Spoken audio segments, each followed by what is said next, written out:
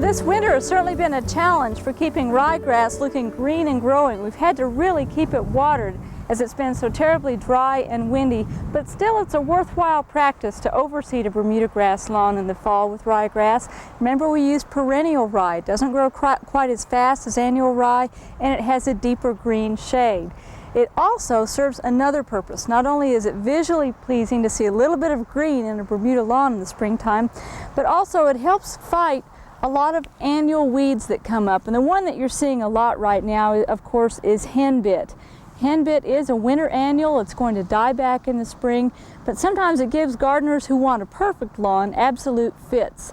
If you have a lawn, though, that's been overseeded with perennial ryegrass, you won't see as much henbit. Not only will you not notice it, but the big thing is that the ryegrass competes with the winter annual weeds such as henbit and chickweed and suppresses their growth. So this is something that you might want to mark your calendar for in late September. Plan to overseed your Bermuda lawn with the perennial ryegrass, and I think you'll be pleased come next spring with the results so far as weed control goes. And if you've not overseeded and you find that you are getting a lot of annual weeds popping up, it's too late to use Roundup because the Bermuda and zoysia and other warm season lawns are starting to come out of dormancy, and so you couldn't go around and spot treat these, and really it's getting to be too late for pre-emergence. You could, however, mow these off before they go to seed, and that might help control them, but the main thing is to amend your cultural practices during the growing season. So when you're mowing the lawn during the summertime, make sure you mow at the correct height, make sure you fertilize at the correct time, and if the lawn and the soil underneath it is compacted, get it aerated using a core aerifier machine so that you get good lush growth of the grass during the growing season, so that when next winter comes you don't have as many winter annuals coming your way. And that brings me to the last thing I want to mention. It used to be that horticulturists would recommend that gardeners scalp their lawns in the spring, get off all the old grass and take away what thatch may be beneath them, and we do not recommend that anymore. Many studies have proven time and again that that's not only unhealthy for your lawn, but it makes for very serious springtime weed problems, because when you drop the mower deck down and scalp the lawn off, you're leaving the soil bare to the sun and to light, and you're allowing even more spring annual weeds to come up through there and compete with the grass later in the season. So there's no need to scalp it. Just start mowing it once it greens up and starts growing again, but for now, leave it in place. Well, we don't want to fertilize warm season lawns right now, but we do have that chore to do over in the fescue. Let's go take a look at how it's doing since we renovated it this fall.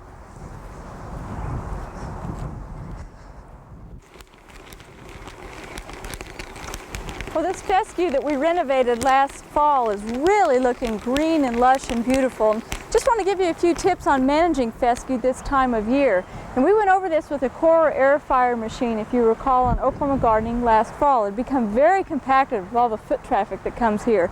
And then we went in and overseeded with 3 to 4 pounds per 1,000 square feet of the fescue mix of varieties to go in, and it is really thickened up beautifully. It looks nice and green, but this is the time of year to do some additional care on fescue. This is the first feeding of the year that we usually do in late March, and what we're applying is sulfur-coated urea.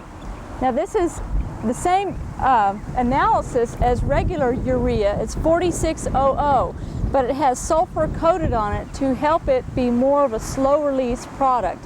And we think that's better for lawns than just regular straight urea. It costs a little more, but you get your full money's worth out of it. It doesn't run off in a heavy rainfall, and it doesn't leach into groundwater. Again, you want to apply any form of nitrogen on fescue at the rate of 1 pound actual nitrogen per 1,000 square feet. So if you're using urea, which is 4600, that'd be around 2 pounds per 1,000 square feet of fertilizer to apply to the lawn. Make sure that you use a drop, if you use a drop spreader, to apply it in a plaid pattern, going first one direction then back at a 90-degree angle. Don't over apply it, and certainly you want to water it in right afterwards. One final tip on fescue this time of year is keep it at about 2 to 2.5 inches long on blade height, and then raise your mower later this summer to about 3 inches to let it get a little higher and a little less stress on it later this summer, and it should stay really nice for you. Keep in mind again that if you're overseeding, make sure you water it 2 or 3 times a day the first couple weeks to get it on up. I'm going to finish up fertilizing, and hopefully someday it will rain, but we'll be back with our irrigation this evening to water this in.